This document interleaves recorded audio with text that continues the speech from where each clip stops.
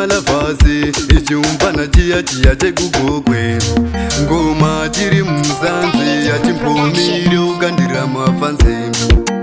pikabusi matikila mumwe wangu wanzamani pikabusi komani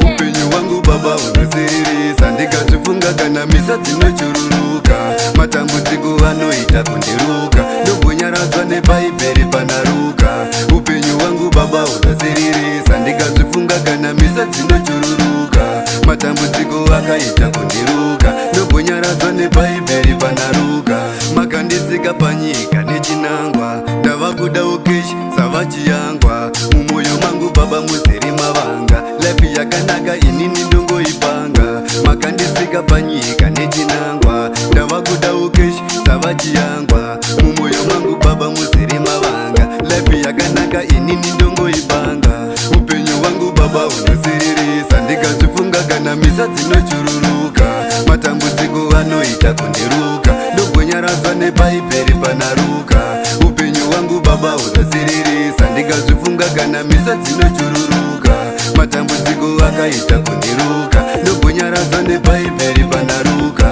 saansamani chindipa tsangu ndaneta vavengi vanzwa nekundiandarita avadi kuona laifi ndichiseta majegore rino ndatoona matoneta saansamani chindipa tsangu ndaneta vavengi vanzwa nekundiandarita avadi kuona laifi ndichiseta majegore rino ndatoona matoneta upenyu wangu baba unosirisa ndikazvifunga kana misa dzinochururuka matambudziko anoita kundiruka ndombonyaradzwa nepaiperi panaruka upenyu wangu baba unosirisa ndikazvifunga kana misa dzinochururuka matambudziko akaita kundiruka ndombonyaradzwa nepaiperi panaruka makandisika panyika nechinangwa ndava kuda ukeshi savachiyangwa mumoyo mangu baba muzere mavanga laifi yakanaka inini ndongoipanga makandisika panyika nechinangwa ndava kuda ukeshi savachiyangwa mumoyo mangu baba muzere mavanga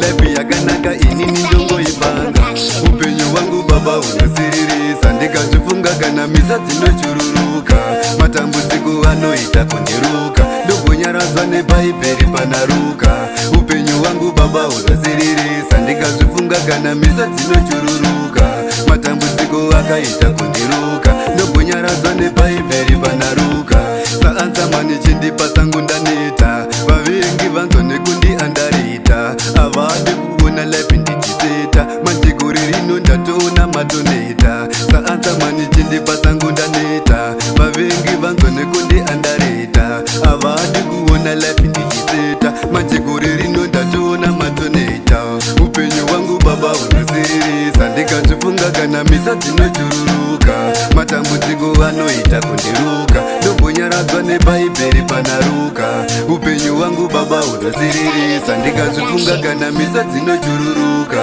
matambudziko akaita kundiruka ndombonyaradzwa nepaiperi panaruka.